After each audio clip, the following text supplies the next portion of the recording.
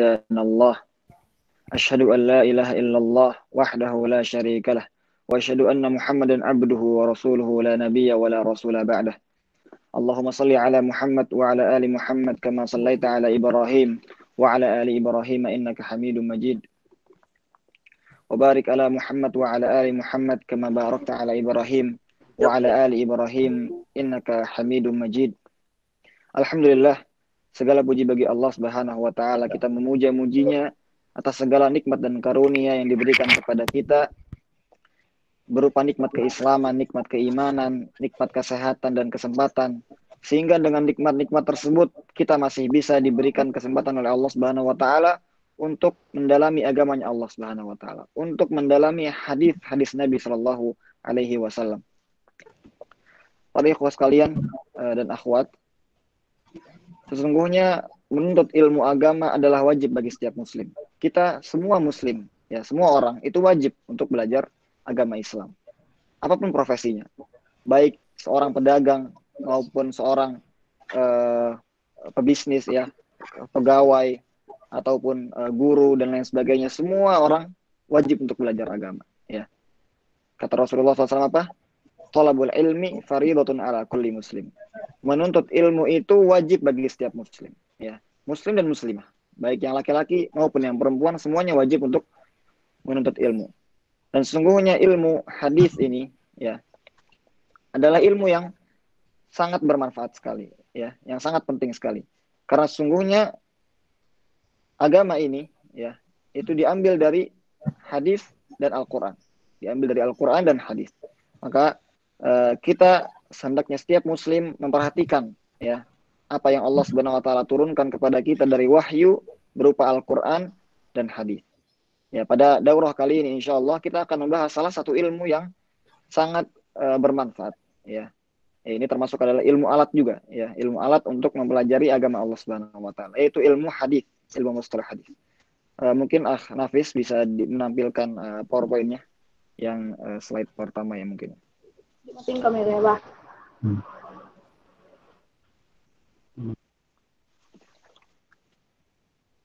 Bisa di slide-nya bisa di ini. Masih gelap soalnya ini.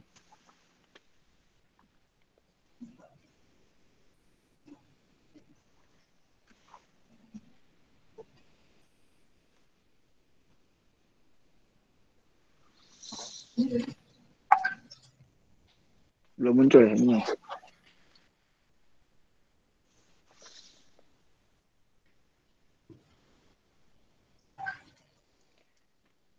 Ya, sambil kita menunggu, langsung saja kita mulai. Semuanya sudah ada ya, insya Allah PowerPoint yang sudah diberikan di grup. Mungkin bisa dilihat masing-masing saja juga, kalau di layarnya belum bisa ditampilkan. Yang pertama kita akan membahas tentang muqaddimah ilmu hadis. Ya, kita akan mempelajari terlebih dahulu terkait keutamaan hadis dan mempelajarinya. Ya, seperti saya sudah disampaikan bahwa hadis ini juga merupakan wahyu yang Allah Subhanahu wa taala turunkan kepada manusia untuk kita mengambil hidayah darinya, ya. Dan juga mempelajari hadis memiliki keutamaan yang sangat besar. Sebagaimana Rasulullah SAW bersabda, "Nadbarallahu imra'an sami'a maqalati fawa'aha fahafidhahu hatta yuballighah. Farubba hamili fiqhin ila man huwa afqahu min, wa rubba hamili fiqhin laisa bifaqih." Rasulullah SAW bersabda, semoga Allah Subhanahu wa taala memberikan cahaya, ya. Artinya di sini adalah doa dari Nabi SAW, atau bisa juga sebagai kabar, yaitu Allah Subhanahu wa taala memberikan cahaya bagi orang-orang yang apa? Mendengarkan hadis dari kata Rasulullah, ya. Kemudian orang tersebut menghafalkan hadis tersebut sampai ia menyampaikannya kepada orang lain, ya. Maka di sini ada keutamaan bagi orang-orang yang mempelajari hadis, mendengarkan hadis, menghafalkannya, kemudian ia menyampaikannya kepada orang lain, ya. Maka di sini terdapat keutamaan yang besar dalam mempelajari hadis Nabi Shallallahu Alaihi Wasallam. Dan begitulah para ulama dahulu, mereka sangat memperhatikan tentang ilmu hadis, ya. Mereka mempelajari ilmu hadis, menghafalkan hadis-hadis Nabi SAW, meriwayatkannya, menyebarkannya kepada manusia, sehingga sunnah ini, hadis Nabi SAW ini itu selalu ada di tengah-tengah manusia. Padahal kita baru tahu padahal kita tahu bahwasannya Nabi SAW itu sudah wafat ribuan tahun yang lalu, ya, 1400 tahunan yang lalu. Akan tetapi kita lihat apa hadis Nabi SAW itu sampai sekarang masih ada, ya. Sampai sekarang kita masih bisa mendengarkan dan membaca hadis-hadis Nabi SAW, ya. Maka itu adalah bentuk dari letihnya para ulama dalam menghafalkan hadis, menjaga kesahihan hadis dan meriwayatkannya kepada orang lain. Ya. Kemudian coba dibuka di slide ketiga ya, di Muqaddimah Ilmu Hadis. Kemudian ketika kita membahas tentang hadis Nabi Shallallahu Alaihi Wasallam, maka kita harus berkenalan dahulu tentang matan dan sanad. Ya, ini mungkin bagi teman-teman yang sudah ikut di daurah sebelumnya di materi kitab Baikuniyah mungkin sudah mendapatkannya. Jadi hadis itu terdiri dari dua hal, ya, terdiri dari dua bagian. Bagian pertama adalah sanad. Bagian pertama adalah sanad. Sanad itu adalah runtutan perawi yang menyampaikan hadis Nabi SAW dari si penulis kitab sampai Nabi SAW. Ya. Jadi misalnya dari Al-Imam Bukhari, kemudian siapa gurunya, an siapa, dari siapa, dari siapa, dari siapa, sampai nanti kepada Rasulullah SAW, jalur sanad tersebut dinamakan sebagai matan. Ya. Jika kita lihat di layar atau di PowerPoint yang diberikan, itu di sana ada di dalam hadis Nabi SAW ini itu ada yang warnanya biru. Nah, yang warnanya biru adalah matan. Ya, itu adalah sanad, yaitu jalur sanad yang bersambung kepada Nabi SAW. Kemudian bagian yang kedua adalah matan hadis.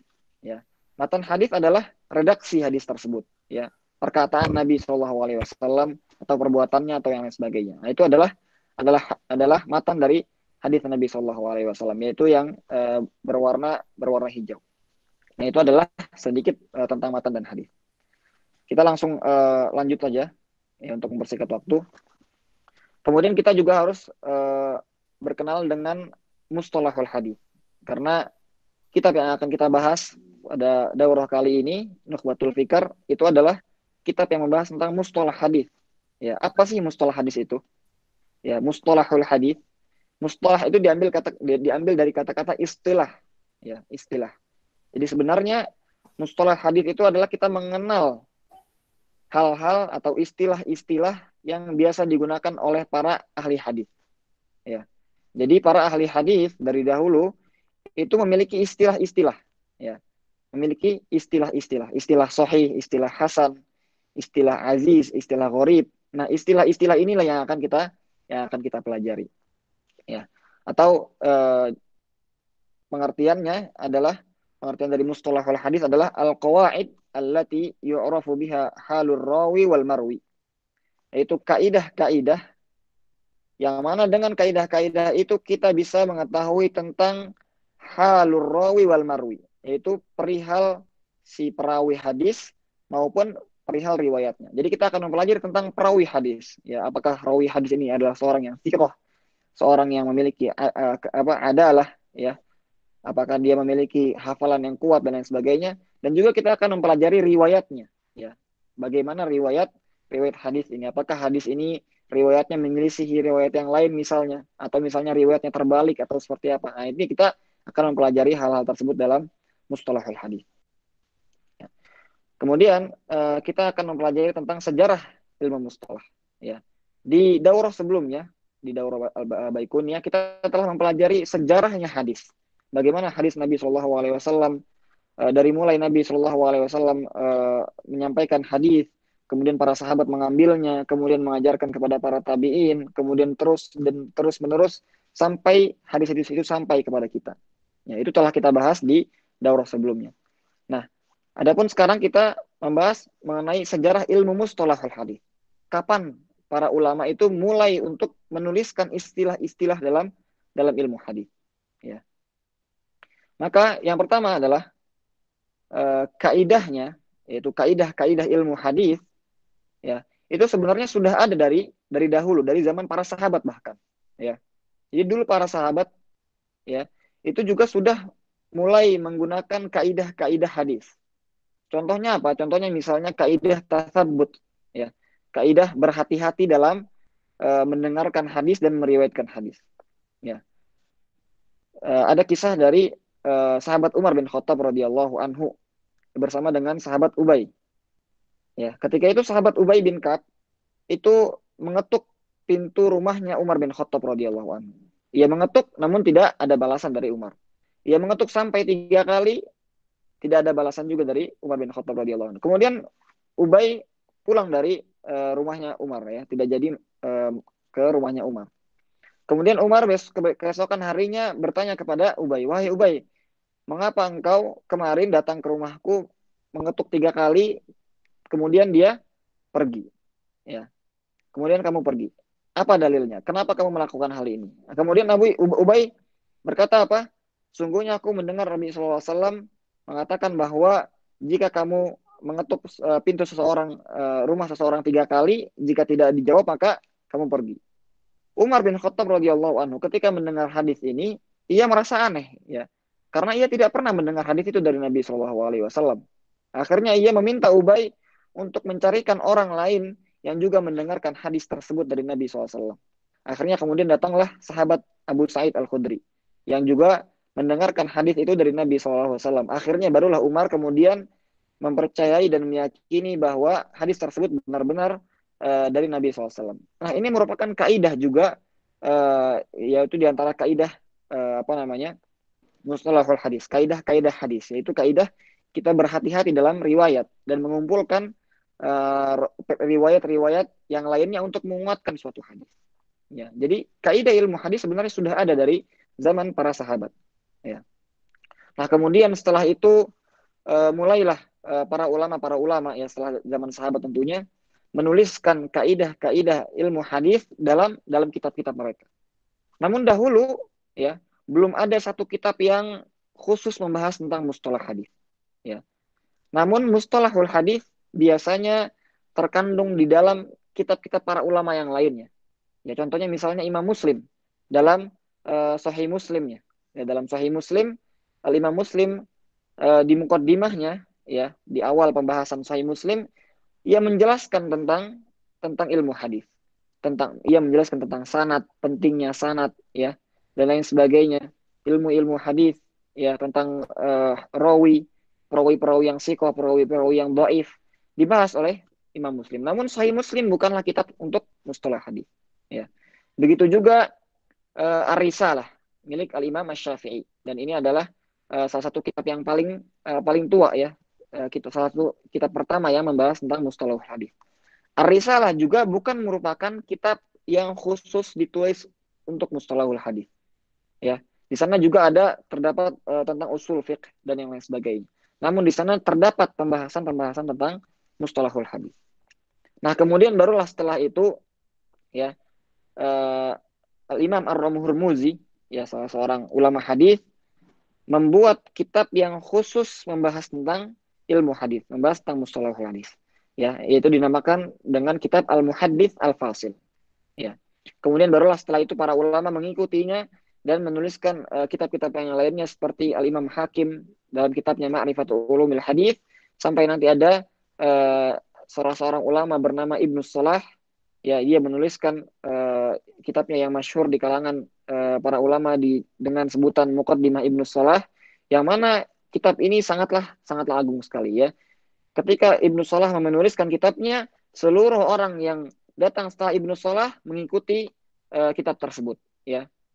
Baik itu mensyarah ataupun meringkasnya dan lain sebagainya, semuanya menuju kepada Ibnu Salah ini. Ya. Kemudian selanjutnya next slide. Di slide selanjutnya kita akan membahas sedikit tentang kitab ini, yaitu Nukhbatul Fikr, ya. Nukhbatul Fikr. Kitab ini adalah kitab, ya, tadi saya bilang bahwa kitab ini adalah kitab yang ringkas yang menuliskan tentang ilmu mustalahul hadis. Ya, kitab ini adalah kitab yang ringkas, tidak terlalu tebal, ya, ringkas saja. Ya, namun meskipun ringkas, namun isinya sangat sangat berbobot ya, isinya sangat sangat lengkap. Bahkan hampir seluruh hampir kebanyakan istilah-istilah dalam ilmu hadis itu terkandung di dalam kitab ini, Nukhbatul Fikar ini. Ya. Dan penulis kitab ini adalah Ibnu Hajar Al-Asqalani. Ya, yang kita ketahui bahwa nama aslinya adalah Syihabuddin Abul Fadl Ahmad ibn Ali ibn Muhammad Al-Asqalani. Ya, Syihabuddin Abul Fadl Ahmad ibn Ali ibn Muhammad Al-Asqalani. Dan beliau lahir di kota Mesir pada tahun 773 Hijriyah dan wafat pada tahun 852 Hijriyah. Dan Ibnu Hajar ini adalah ulama yang sangat terkenal sekali ya dari kalangan para ulama Syafi'iyah, dan beliau merupakan ulama hadis yang memiliki banyak sekali karangan, ya banyak sekali kitab yang ia karang. Salah satunya diantaranya adalah Al-Isabah fi Asma'i Sahabah, yaitu kitab yang menuliskan tentang nama-nama para sahabat, ya mengumpulkan nama-nama para sahabat dan menjelaskan satu persatu. Kemudian juga ada kitab Taqribut Tahdzib, yaitu kitab tentang jarh wa ta'dil, di mana di sana dituliskan nama-nama perawi dan derajat kesiqohan si perawi ini. Juga beliau memiliki kitab Bulughul Maram, ya, yang mana sangat terkenal sekali, yaitu kitab yang membahas tentang hadis-hadis yang berkaitan dengan fikih. Kemudian beliau juga menuliskan Fathul Bari, yaitu syarah dari Sahih Bukhari, ya, dan banyak sekali kitab-kitab yang lain yang dikarang oleh Al-Hafidh Ibnu Hajar. Dan beliau dijuluki sebagai Al-Hafidh, yaitu orang yang memiliki hafalan yang sangat kuat. Ya, beliau menghafalkan banyak sekali hadis dan banyak sekali riwayat. Ya, bahkan dikisahkan bahwa Al-Hafidh Ibnu Hajar rahimahullah taala, beliau itu sering meminum air Zam-Zam. Ya, dan ketika dia minum air Zam-Zam, ia sekaligus berdoa. Ia berdoa agar diberikan hafalan seperti hafalannya Imam Az-Zahabi rahimahullah taala. Maka akhirnya Imam Ibnu Hajar juga memiliki hafalan yang sangat kuat. Ya, jadi ini merupakan salah satu barokah dari air Zam-Zam, ya, yaitu ketika kita minum air Zam-Zam, kita berdoa, maka Allah SWT insya Allah akan mengabulkan doa kita. Karena Rasulullah SAW bersabda apa? Ma'u Zam-Zam lima syuribalah. Air Zam-Zam itu digunakan untuk apa saja yang kita mau, yaitu kita berdoa. Nah, itulah Ibnu Hajar. Secara singkat terkait Al-Imam Al-Hafidh Ibnu Hajar Al-Asqalani rahimahullahu taala. Ya. Kemudian untuk mempersingkat waktu, kita langsung saja kita masuk kepada pembahasan yang pertama. Mungkin bisa dibacakan oleh Akh Nafis matan dari Nukhbatul Fikar dari awal. Tafadhol.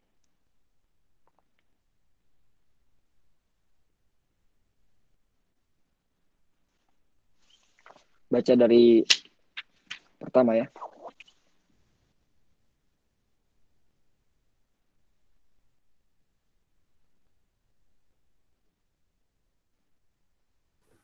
Baca dari awal, Ustaz. Ya, fadhal.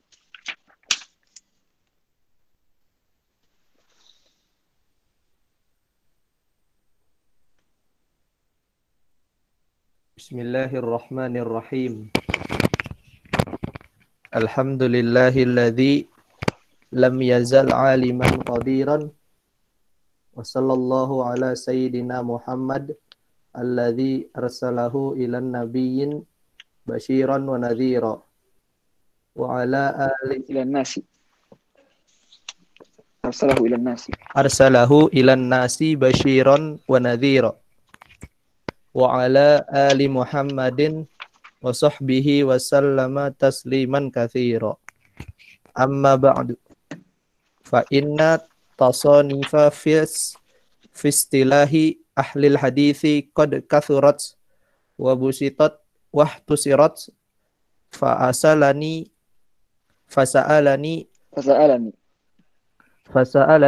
ba'dul ikhwani an ulihhisa lahul muhimma min dhalik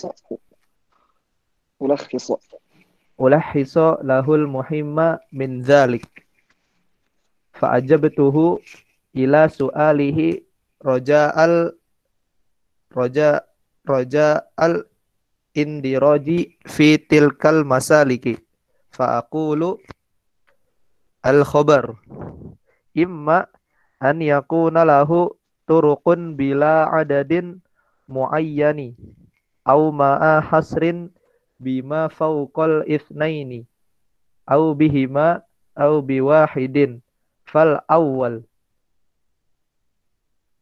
al mutawatir al mufidu lil ilmi al yaqini bi syurutihi wa tsani al masyhuru wa huwa al mustafidu ala ra'yin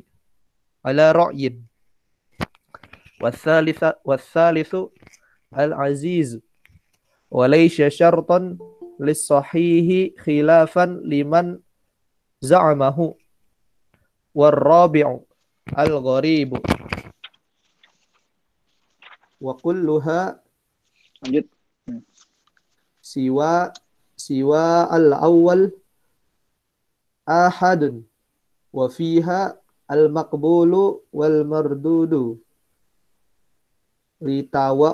litawakkufi al istidlali biha alal bahsi an ahwali ruwatiha dunal awwal wa qad yaqa'u fiha ma yufidul ilma an-nadhariyya bil qara'ini 'alal mukhtar thummal gharabah.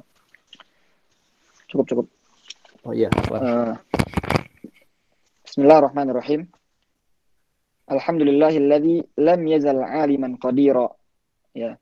Alhamdulillah, segala puji bagi Allah yang masih ya dan selalu maha mengetahui dan maha mampu.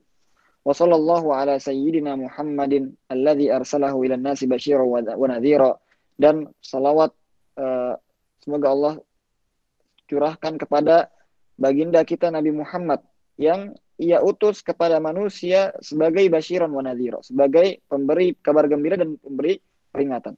Wa ala ali Muhammadin wa sahbihi wa sallama tasliman katsira, dan juga semoga tercurahkan kepada keluarganya Nabi Muhammad dan sahabatnya, dan semoga beliau mendapatkan salam dengan salam yang banyak. Amma ba'du, fa inna tasanifa fi istilahi ahli al-ahadits qad kathurat. Sesungguhnya penulisan pada ilmu mustalah hadis itu sudah banyak. Nah, ini kata Ibnu Hajar bahwa sebelum beliau itu banyak yang telah menuliskan ilmu mustalahul hadis. Tadi disebutkan contohnya Al-Muhaddisul Fasil punya Ram Hurmuzi, atau Al-Imam Hakim Ma'rifatul Ulumil Hadis, atau tadi Ibnu Salah. Nah, jadi kata Ibnu Hajar sebenarnya penulisan tentang ilmu mustalahul hadis itu sudah banyak. Wa busitat wa ikhtusirat. Ada yang bentuknya panjang, busitot ya artinya panjang lebar, ada juga yang waktu sirat, ada juga yang ringkas. Fasa'alani ba'dul ikhwani an ulakhis salahul muhimma min dzalik. Maka beberapa ikhwah ya, beberapa saudaraku memintaku untuk meringkas dari ilmu mustalah hadis ini hal-hal yang penting dari ilmu mustalah hadis. Maka di sini Nukhbatul Fikar itu adalah apa? Ringkasan dari poin-poin penting yang terdapat pada ilmu mustalah hadis. Fa'ajabtuhu ila su'alihi raja'al indiraji fi tilkal masalik. Maka aku menjawab permintaan tersebut dengan menuliskan kitab ini, dengan harapan bisa menuliskan kitab ini dengan berurutan. Maka kemudian maka aku mengatakan al-khabaru. Nah, di sini Ibnu Hajar rahimahullahu taala pertama kali membahas tentang al-khabaru.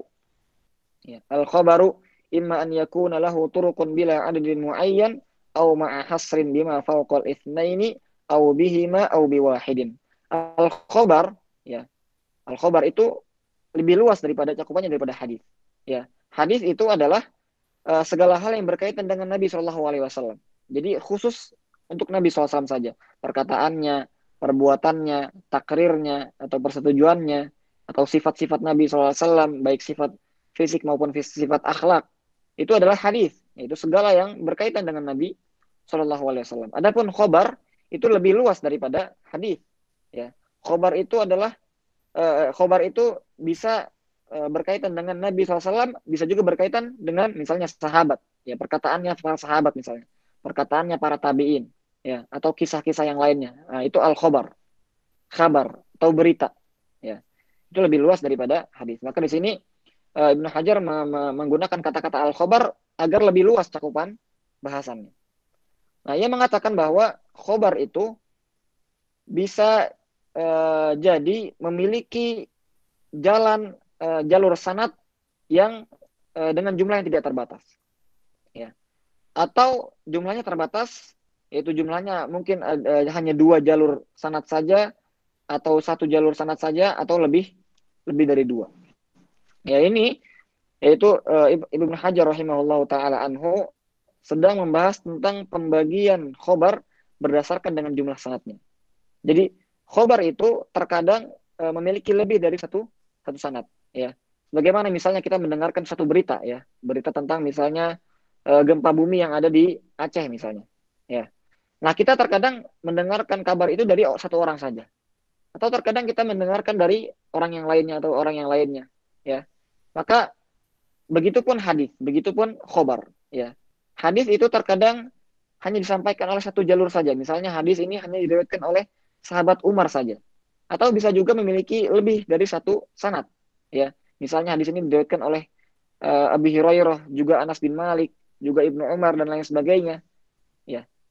Maka itu adalah pembagian khobar berdasarkan jumlah sanadnya, ya. Secara umum pembagian khobar berdasarkan jumlah sanadnya itu terbagi menjadi 2, ya. Ada yang mutawatir, ada yang ahad. Ada yang mutawatir, ada yang ahad. Mutawatir adalah khobar yang memiliki jumlah sanad yang tidak terhingga, yang banyak sekali, ya. Artinya apa?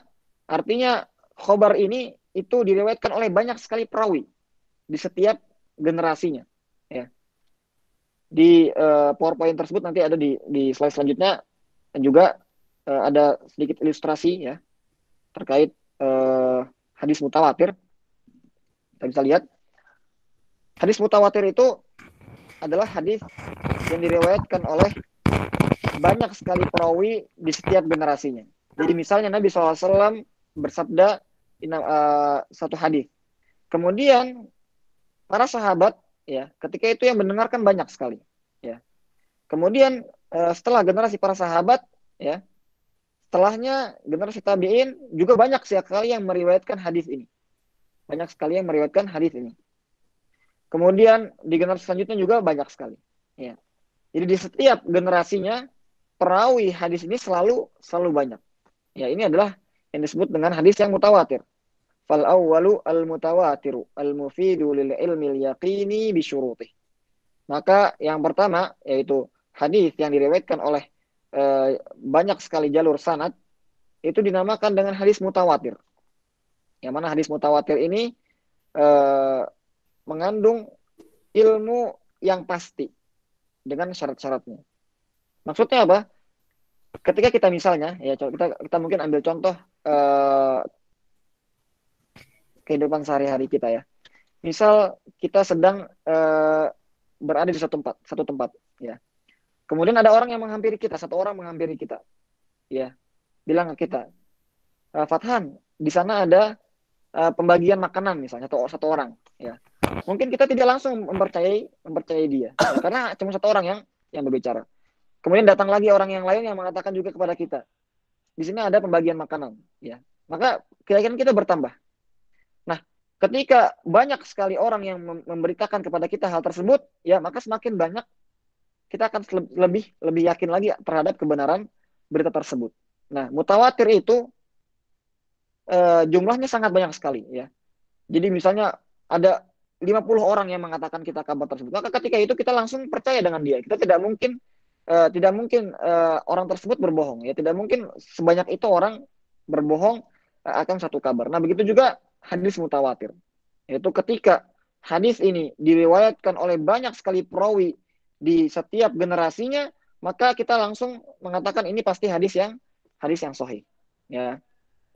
Contohnya apa? Contohnya hadis Nabi SAW. Rasulullah SAW bersabda, "Man kadzaba alayya muta'ammidan falyatabawwa maq'adahu minan nar." Kata Rasulullah SAW, barang siapa yang berdusta atas namaku, kata Rasulullah, membuat-buat hadis, berdusta atas nama hadis Nabi SAW, maka hendaknya ia menyiapkan tempatnya di neraka. Ya. Maka hadis ini adalah hadis yang mutawatir. Ya, bahkan diberitakan bahwasannya hadis ini diriwayatkan oleh 70 lebih sahabat. Ya. Artinya banyak sekali sahabat yang meriwayatkan hadis ini. Begitu juga di generasi selanjutnya. Nah, ini adalah merupakan contoh dari hadis mutawatir. Nah, lawannya yaitu pembagian yang kedua, jadi khobar ada dua, mutawatir. Nah, yang kedua adalah ahad. Ya. Hadis ahad adalah hadis yang memiliki jalur sanad yang terbatas. Ya, bisa dihitung atau terbatas. Kalau tadi mutawatir jumlahnya banyak sekali, tidak terhitung. 50, 20, ya, artinya tidak terhitung. Nah, adapun hadis ahad itu jumlahnya terhitung, jumlahnya terbatas. Ya. Dan hadis ahad itu terbagi menjadi 3. Ya. Ada hadis masyhur, ada hadis aziz, dan ada juga hadis gharib. Ya. Maka yang pertama adalah hadis yang masyhur. Wasani al-masyhuru wa huwa al-mustafidu ala ra'yin. Ya. Hadis masyhur adalah hadis yang diriwayatkan oleh 3 perawi atau lebih di setiap generasinya. Ya. Jadi di setiap generasinya itu ada 3 perawi atau lebih yang meriwayatkan hadis ini. Selalu 3, misalnya, kemudian 4 atau 4 lagi atau 5, ya. Dan tidak ada satupun generasi yang kurang dari 3, ya. Misalnya ada hadis yang diriwayatkan dari generasi sahabat, misalnya ada 3 orang. Kemudian generasi selanjutnya ada 4 orang. Namun misalnya generasi selanjutnya lagi hanya 2 orang saja. Nah, ini tidak dinamakan hadis gharib, hadis masyhur, ya. Adapun hadis masyhur, maka di setiap generasinya harus memiliki lebih dari 3 atau lebih perawi hadis. Ya. Kita ambil contoh, misalnya contoh hadis Nabi SAW, al-muslimu man salimal muslimuna min lisanihi wa yadihi. Seorang muslim itu adalah yang muslim lainnya selamat dari lisan dan perbuatannya. Hadis ini diriwayatkan oleh Imam Al-Bukhari dan Imam Muslim, merupakan contoh dari hadis masyhur. Karena di setiap generasinya selalu ada 3 atau lebih perawi yang meriwayatkan hadis ini. Ya, al-masyhur. Atau hadis ini juga terkadang dikatakan sebagai hadis al-mustafid. Ya, al-mustafid. Yang maknanya juga adalah sama, yaitu hadis masyhur. Yaitu hadis yang memiliki 3 atau lebih perawi di setiap sanadnya. Ya, namun tidak sampai ke derajat mutawatir. Ya. Karena derajat mutawatir itu lebih tinggi lagi, yaitu di mana jumlah perawinya itu sudah tidak terbatas. Artinya apa? Saking banyaknya sampai-sampai kita tidak perlu untuk mencari lagi perihal perawi-perawinya. Karena sudah sangat banyak sekali orang yang meriwayatkan hadis itu. Pasti hadis ini adalah hadis yang sahih. Bagaimana kita ketika mendengarkan suatu kabar, ya begitu banyak orang yang menyampaikan kabar kepada kita, ya, maka ketika itu langsung kita terima kabar tersebut atau berita tersebut tanpa kita bertanya tentang perihal orang-orang tersebut. Adapun hadis ahad, termasuk hadis masyhur, meskipun memiliki 3 perawi atau lebih, maka tidak mesti sahih. Ya, bisa jadi hadis tersebut hadis dhaif, ya. Karena masih memiliki jumlah perawi yang terbatas di setiap generasinya. Nah, hadis masyhur juga terkadang, ya, orang mengatakan hadis ini adalah hadis masyhur, hadis ini adalah hadis masyhur. Juga terkadang maksudnya bukan seperti yang tadi kita jelaskan. Ya. Terkadang orang mengatakan hadis ini hadis masyhur, maksudnya adalah hadis ini masyhur di kalangan manusia sekarang. Ya, artinya banyak orang yang menghafalkannya dan mengetahui hadis tersebut. Contohnya misalnya hadis apa? Innamal a'malu binniyat. Ya. Sungguhnya amalan itu tergantung niatnya. Kita sering sekali mendengar hadis ini. Bahkan mungkin seluruh orang muslim menghafalkan dan mengetahui hadis ini. Namun ketika kita kembalikan hadis ini kepada kaidah ilmu hadis, maka hadis ini tidak termasuk hadis yang masyhur. Ya, bahkan hadis ini termasuk hadis yang gharib karena di salah satu generasinya itu ada hanya satu perawi saja yang menyampaikan hadis ini, hanya satu perawi saja yang meriwayatkan hadis ini. Hanya sahabat Umar bin Khattab saja yang meriwayatkan hadis ini. Sehingga hadis ini tidak merupakan hadis masyhur dari sisi istilah para ahli hadis. Di kalangan manusia mungkin iya, hadis ini adalah hadis yang masyhur. Namun di istilah para ulama hadis, hadis ini tidak disebut dengan hadis yang masyhur. Nah, kemudian yang kedua adalah hadis aziz, al-aziz, ya. Watsalitsu al-azizu, ya. Apa itu hadis yang aziz? Hadis aziz adalah hadis yang diriwayatkan oleh dua perawi, ya, di salah satu generasinya, ya. Namun tidak ada satu generasi yang di sana hanya ada satu perawi saja. Ya, misalnya ada hadis seperti di PowerPoint kita bisa lihat hadis yang diriwayatkan oleh di generasi pertama diriwayatkan oleh 4 orang, ya. Kemudian generasi selanjutnya 2 orang, ya. Generasi selanjutnya 3 orang. Maka di sini dihukumi sebagai hadis yang aziz karena di salah satu generasinya ada yang hanya memiliki 2 perawi saja. Nah, ini termasuk adalah hadis aziz. Namun dengan syarat apa? Dengan syarat tidak ada satu generasi yang hanya satu perawi saja di sana. Contohnya misalnya ada hadis di generasi pertama itu memiliki 4 orang, ya, 4 perawi. Di generasi selanjutnya 2 orang misalnya, ya. Namun tiba-tiba di generasi ketiga hanya ada satu perawi saja. Maka ketika itu tidak dinamakan sebagai aziz, namun dinamakan sebagai hadis gharib, ya, karena hanya memiliki satu perawi saja. Ya, maka kaidah umumnya, ya, bahwa ketika kita melihat kepada jalur hadis, kepada sanad, kita lihat kepada yang paling sedikit, yang jumlahnya paling sedikit, ya. Nah, jumlah tersebut, jumlah paling sedikit itulah yang kita jadikan patokan untuk menentukan apakah hadis ini merupakan hadis yang mutawatir atau hadis masyhur atau hadis aziz atau hadis gharib, ya. Kita lihat, misalnya ada 4 generasi, ya. Kemudian kita lihat ternyata yang paling sedikit adalah generasi yang diriwayatkan hanya satu saja, ya. Maka hadis ini merupakan hadis gharib. Atau misalnya kita lihat ternyata yang paling sedikit generasi adalah 2 perawi, maka hadis ini termasuk hadis aziz, ya.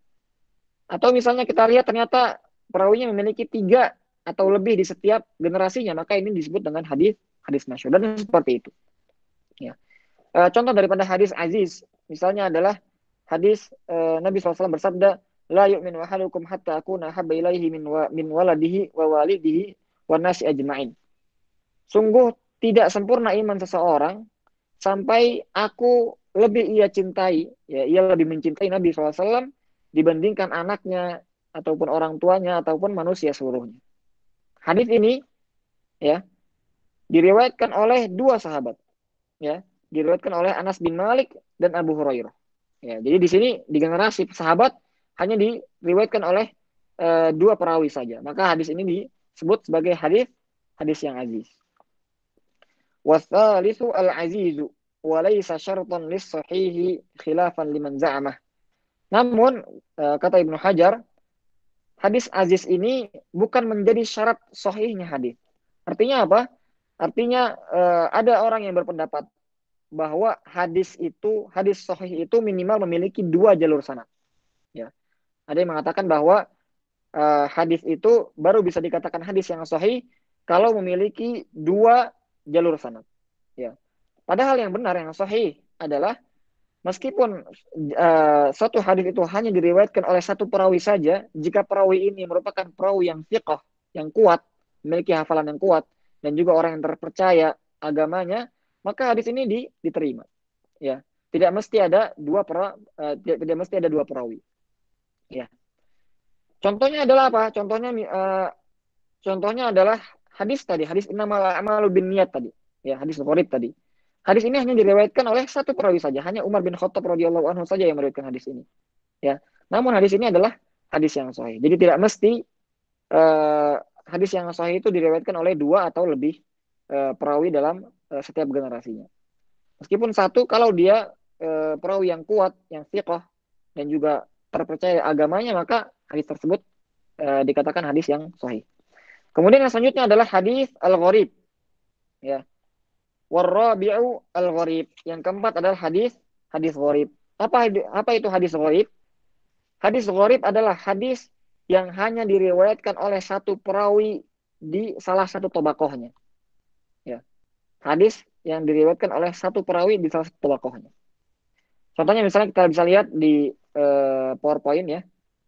Hadis disampaikan Nabi SAW di generasi pertama memiliki 4 perawi. Ya. Kemudian di generasi kedua hanya memiliki 1 perawi saja. Ya. Di generasi ketiga ada 3 perawi. Nah, karena di generasi kedua hanya ada 1 perawi yang menyampaikan, yang meriwayatkan hadis ini, maka hadis ini dikatakan sebagai hadis gharib. Ya. Jadi tidak mesti hadis gharib itu adalah hadis yang memiliki 1 perawi di setiap generasinya. Ya. Satu tidak. Ya, tapi ketika ada salah satu dari generasi atau tobakoh, ya itu yang hanya memiliki 1 perawi, maka langsung hadis tersebut dikatakan sebagai hadis yang gharib. Contohnya hadis yang tadi kita ulang-ulang yaitu hadis innamal a'malu binniyat. Ya. Hadis innamal a'malu binniyat ini adalah hadis yang gharib. Karena apa? Karena hadis ini hanya diriwayatkan oleh sahabat Umar bin Khattab radhiyallahu anhu. Dan uniknya lagi yang juga dari Umar bin Khattab yang meriwayatkan darinya hanya 1 perawi juga, yaitu Alqamah. Kemudian dari Alqamah juga hanya 1 perawi saja, yaitu Muhammad ibn Ibrahim At-Taimi. Kemudian dari Muhammad ibn Ibrahim At-Taimi juga hanya 1 perawi saja yang meriwayatkan hadis itu, yaitu Yahya ibn Sa'id Al-Ansari. Kemudian setelah itu barulah hadis ini tersebar di kalangan manusia. Ya. Namun seperti tadi saya katakan, bahwa tidak menjadi syarat hadis gharib di setiap generasinya hanya 1 saja. Namun ketika hadis itu ada salah satu generasinya yang memiliki hanya 1 jalur sanad saja, ketika itu langsung dikatakan sebagai hadis gharib. Ya. Nah, itu adalah pembahasan tentang hadis ditinjau dari perawinya. Kemudian Al-Hafidz Ibnu Hajar mengatakan apa? Wa kulluha siwal awwali ahadun. Dan semuanya tadi ya, selain yang pertama yaitu hadis mutawatir adalah ahadun. Ya, jadi tadi kita ulangi kembali pembahasan atau bagannya. Jadi al-khobar itu terbagi menjadi 2. Ada yang mutawatir, ada yang ahad. Ya. Mutawatir adalah hadis yang diriwayatkan oleh banyak sekali perawi di setiap generasinya, di setiap tobakohnya. Ya. Tobakoh itu apa? Atau generasi itu apa? Generasi itu maksudnya begini. Ketika Nabi SAW menyampaikan satu hadis, Nabi SAW mengajarkannya kepada generasi para sahabat. Ya. Nah, itu adalah disebut dengan generasi atau tobakoh. Ya. Yaitu kumpulan manusia yang hidup di satu zaman. Kumpulan manusia yang hidup di satu zaman. Yaitu para sahabat misalnya. Yang mereka mengambil ilmu dari Nabi SAW. Kemudian setelah sahabat mengajarkan hadis kepada generasi selanjutnya yaitu tabi'in. Yaitu para murid-muridnya para sahabat. Nah, itu juga generasi selanjutnya, generasi kedua, itu tabi'in. Kemudian setelahnya tabi'ut tabi'in, dan lain sebagainya, seluruhnya. Nah, kumpulan orang-orang yang hidup di satu zaman ini, itu dinamakan sebagai generasi atau tobakoh. Ya, biasa disebut dengan tobakoh. Tobakoh 1, tobakoh 2, tobakoh 3. Nah, tadi hadis mutawatir adalah hadis yang di setiap tobakohnya, setiap generasinya, itu memiliki perawi yang jumlahnya tidak terbatas. Banyak sekali. Ya. Kemudian yang kedua adalah ahad tadi, yaitu yang memiliki terbatas, jumlah perawi yang terbatas di setiap generasinya. Yaitu terbagi menjadi 3 lagi, yaitu al-masyhur yang memiliki 3 atau lebih, aziz yang memiliki 2, gharib yang memiliki 1. Wa kulluha siwal awwali ahad. Maka seluruhnya kecuali mutawatir tadi disebut dengan hadis ahad. Wa fihal maqbulu wal mardud. Dan hadis ahad ini ada yang diterima, ada juga yang ditolak. Ya. Kalau hadis mutawatir semuanya sahih. Ketika kita mendapati hadis diriwayatkan oleh banyak sekali perawi, tidak terhingga di setiap generasinya, maka kita langsung menerimanya tanpa melihat kepada si perawinya ini apakah kuat atau tidak. Karena terlalu banyak yang menyampaikan hadis ini di setiap tobakohnya, di setiap generasinya. Adapun hadis ahad yang memiliki jalur sanad yang terbatas, maka di sana ada yang diterima, ada yang tidak. Ya, wa fihal maqbul wal mardud. Ada yang sahih, ada yang dhaif. Ada yang diterima, ada yang tidak diterima. Ditawaqqufil istidlali biha 'alal bahthi an ahwali ruwatiha dunal awal. Karena kita tidak bisa mengambil dalil darinya, atau kita tidak bisa menjadikan hadis ini sebagai pijakan, atau hadis ini tidak bisa diterima, ya. Jadi hadis ahad ini tidak bisa diterima kecuali kita harus apa? Al-bahthi an ahwali ruwatiha dunal awal. Karena kita harus meneliti terlebih dahulu terkait perawi-perawi dari hadis ini, ya. Apakah perawi-perawinya merupakan perawi-perawi yang thiqah, memiliki hafalan yang kuat, ya, dan memiliki amanah agama yang bagus, ya. Maka ketika kita mendapati hal tersebut, baru kita menerima hadis ini. Namun ketika perawinya lemah, ya, hafalannya tidak kuat, atau misalnya dia tidak amanah, maka kita tidak bisa menerima hadis tersebut. Beda dengan mutawatir. Kalau mutawatir, begitu kita lihat hadis ini diriwayatkan oleh banyak perawi, maka kita langsung menerimanya. Adapun ahad, kita harus teliti dulu, ya, apakah rawinya sihah atau tidak. Wa qad yaqa'u fiha ma yufidul ilmi an-nazari bil qara'ini 'alal mukhtar. Namun hadis ahad juga mungkin saja bisa memiliki bisa berfaedah ilmu. Artinya apa? Bisa sampai ke derajat kita yakin akan kesahihan hadis ini, ya. Bil qara'in, dengan adanya variabel-variabel, ya. Jadi misalnya meskipun hadis ini hadis ahad, namun yang menyampaikan hadis ini adalah imam-imam, ya. Imam Syafi'i meriwayatkan dari Imam Malik misalnya, Imam Malik dari Imam Nafi', kemudian dari Ibnu Umar radhiyallahu anhu. Maka ketika kita melihat hadis ini, meskipun hadis ini merupakan hadis mutawatir, ya, hadis ahad yang perawinya terbatas, namun ketika perawinya ini sangat kuat sekali, seluruhnya adalah imam-imam, seluruhnya adalah hafalan-hafalannya sangat kuat sekali, maka mungkin saja kita menjadi yakin akan kesahihan hadis tersebut. Ya, kita cukupkan pertemuan kali ini sampai di sini dulu. Insya Allah akan kita lanjutkan di pertemuan selanjutnya esok hari dengan jam yang sama. Setelah ini kita akan buka sesi tanya jawab. Bagi yang ikhwan mungkin boleh langsung dibuka mic-nya saja biar lebih interaktif. Yang akhwat silahkan menuliskan pertanyaannya di kolom chat.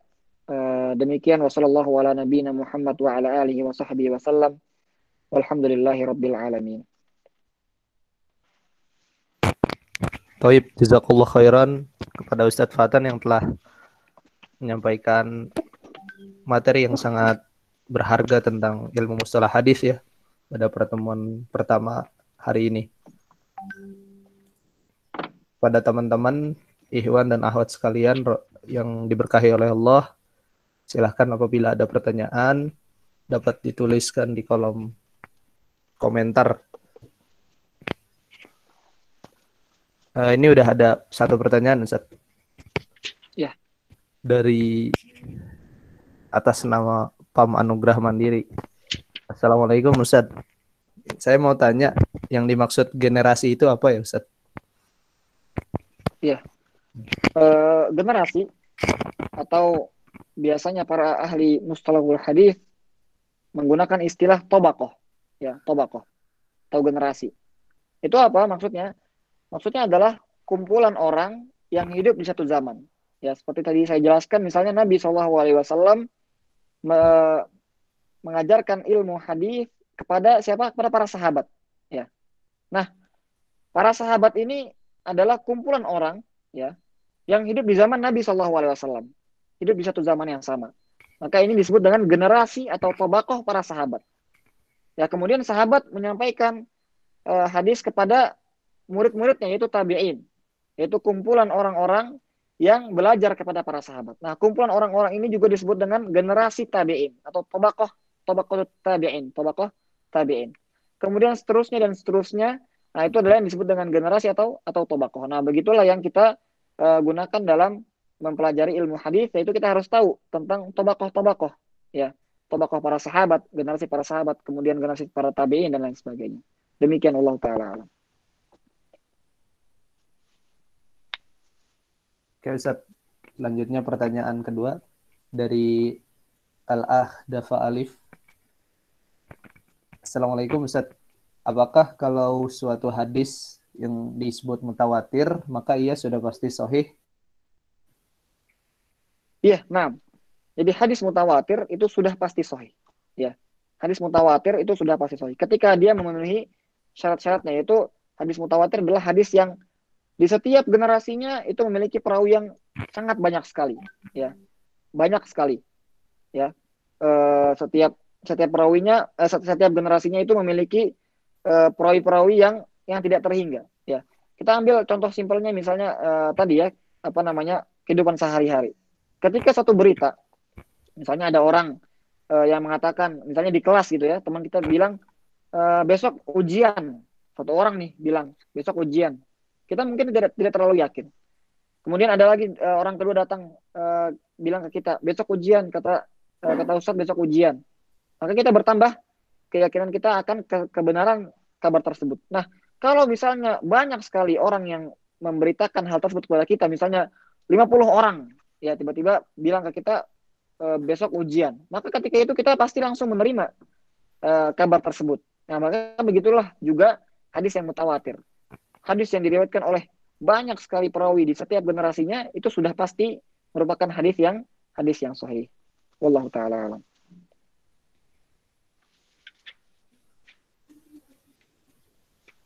Nah, Ustaz, selanjutnya pertanyaan ketiga dari Al-Akh Muhammad Adib.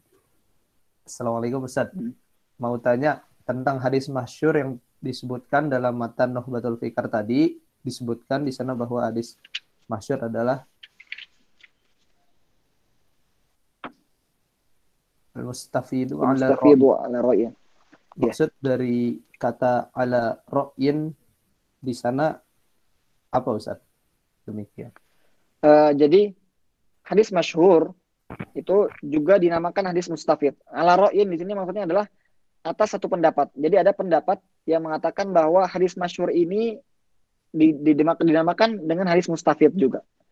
Dan ini adalah mazhabnya para fuqaha, para ahli fikih, biasanya mereka mengatakan kata-kata al-mustafid.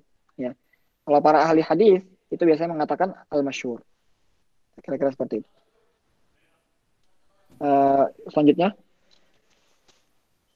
Selanjutnya dari Dafa lagi.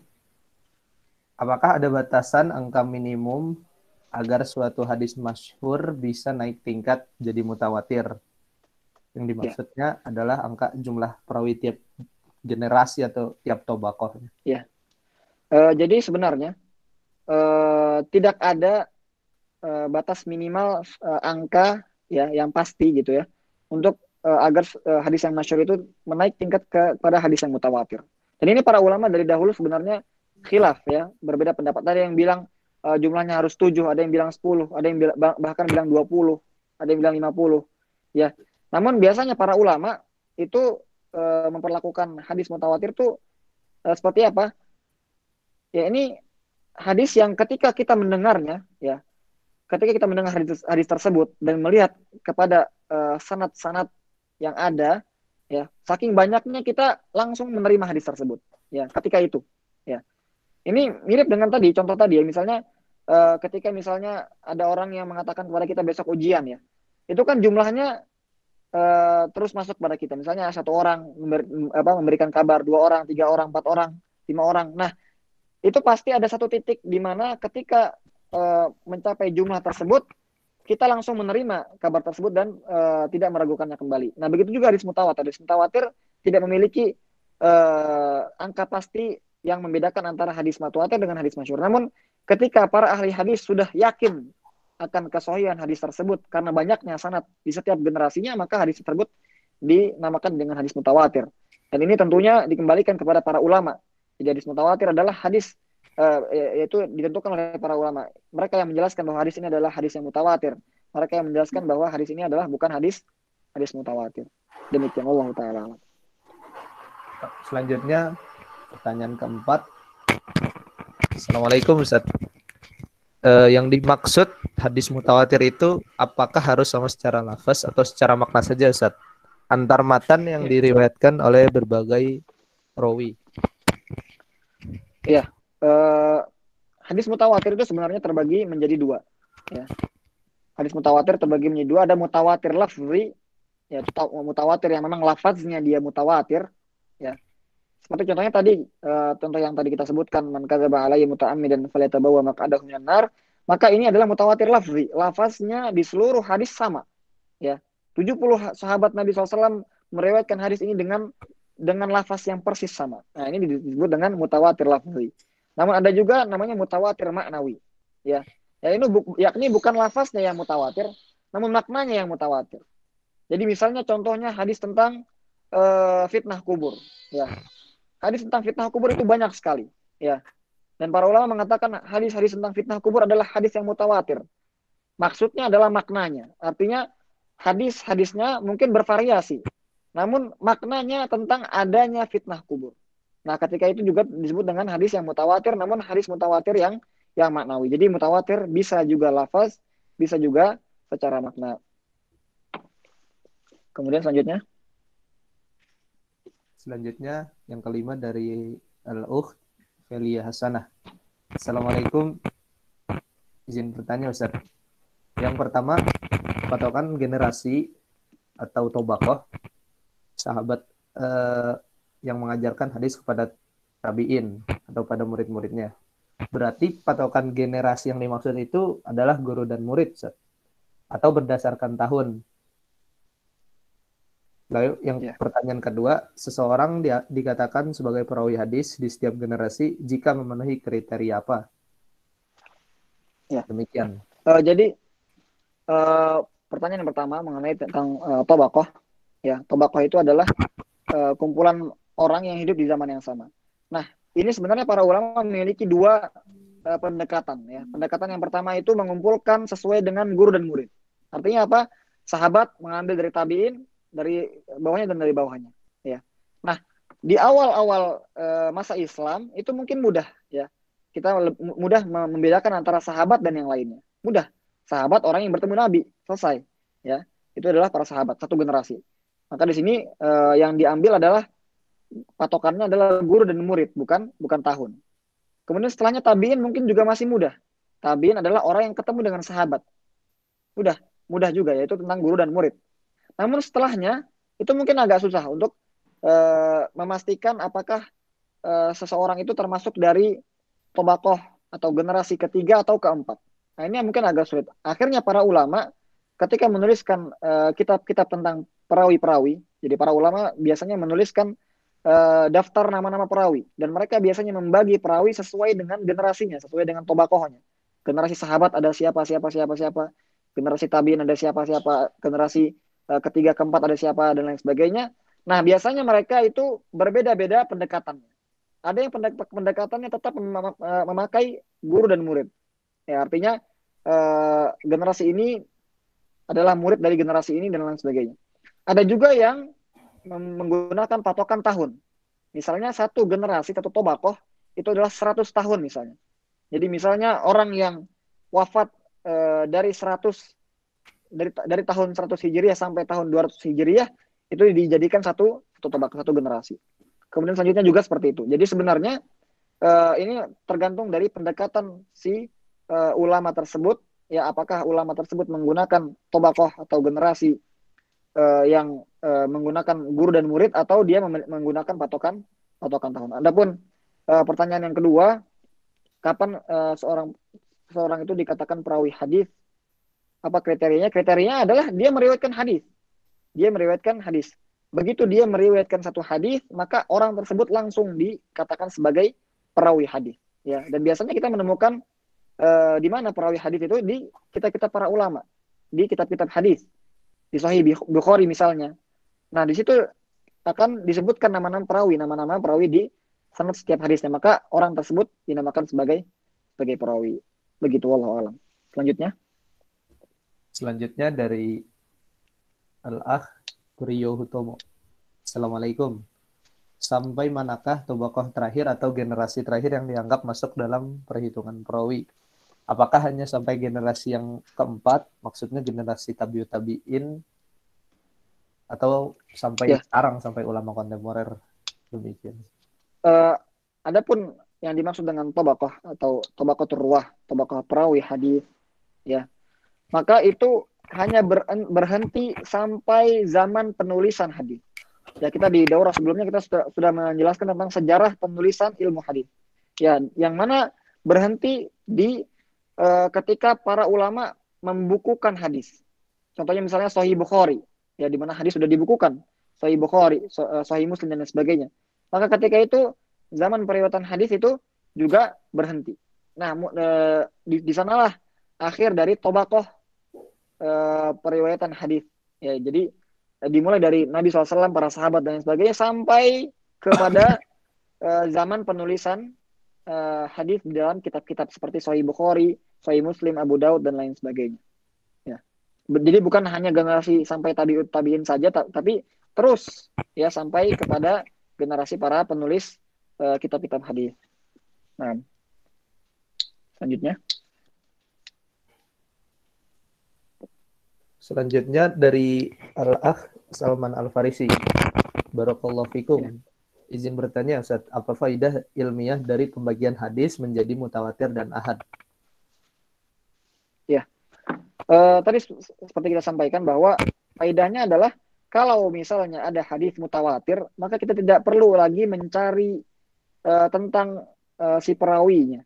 Ya, kita tidak perlu mencari apakah rawi ini sikoh atau tidak, rawi ini memiliki hafalan yang kuat atau tidak. Langsung begitu mutawatir, kita langsung terima hadisnya, langsung menjadi hadis yang sahih. Adapun hadis yang ahad, maka kita harus teliti dulu. Ya, apakah perawinya ini merupakan perawi yang sikoh, memiliki hafalan yang kuat, amanah. Nah, ketika itu baru kita terima hadisnya. Kalau misalnya ahad, namun hadisnya ahad, namun perawinya tidak sikoh, tidak kuat, maka kita tidak bisa menerima hadisnya. Jadi faedahnya adalah kalau misalnya mutawatir kita langsung terima, kalau ahad kita harus teliti dulu. Demikian. Pertanyaan terakhir mungkin? Ya, yang terakhir dari Al-Ah Ismail. Assalamualaikum Ustaz, izin bertanya, mungkinkah hadis mutawatir bertentangan dengan hadis ahad yang perawi yang lebih sikoh? Kedudukan hadis mana di antara keduanya yang lebih kuat? Ya. Hadis mutawatir adalah hadis yang paling sahih, yang paling kuat. Ya, hadis mutawatir adalah hadis yang paling kuat. Kenapa? Karena hadis mutawatir itu kesohihannya itu sudah sampai derajat yakin. Ya, kita tidak mungkin lagi hadis ini tidak sahih. Ya, jadi hadis mutawatir itu lebih tinggi lagi dibandingkan hadis ahad. Meskipun hadis ahad ini merupakan disampaikan oleh perawi-perawi yang kuat. Namun tentu saja tetap mutawatir yang lebih diutamakan karena mutawatir itu disampaikan oleh banyak sekali perawi yang mana ini tidak mungkin merupakan kesalahan. Tidak mungkin hadis yang dhaif ini pasti adalah hadis yang sahih. Ya, mungkin cukup sekian ya untuk pertemuan kali ini, Mas Nafis. Silakan ditutup. Iya. Jazakallah khairan kepada Sirfatan. Sekali lagi setelah memberikan materi di hari ini dan juga menjawab pertanyaan-pertanyaan yang sangat menarik, Masya Allah. Ya, semoga di pertemuan selanjutnya kita bisa terus diberikan kesempatan dan keistiqomahan untuk terus belajar menuntut ilmu. Insya Allah. Demikian dari saya dan kembali mengingatkan bahwa nanti Daurah Matan Jazariyah akan dimulai pada jam 1 siang waktu Indonesia Barat bersama Ustadz Abid Fatur Rahman. Jadi dimohon untuk mempersiapkan kondisinya seperti gadget dan juga jaringan, karena tadi ada beberapa peserta yang kesulitan mendapatkan jaringan yang stabil, mungkin karena tempatnya dan juga kondisinya tidak baik. Ya, demikian dari saya selaku moderator. Mohon maaf bila ada kekurangan dan kesalahan dalam memfasilitasi majelis ini. Wassalamualaikum warahmatullahi wabarakatuh. Waalaikumsalam. Waalaikumsalam.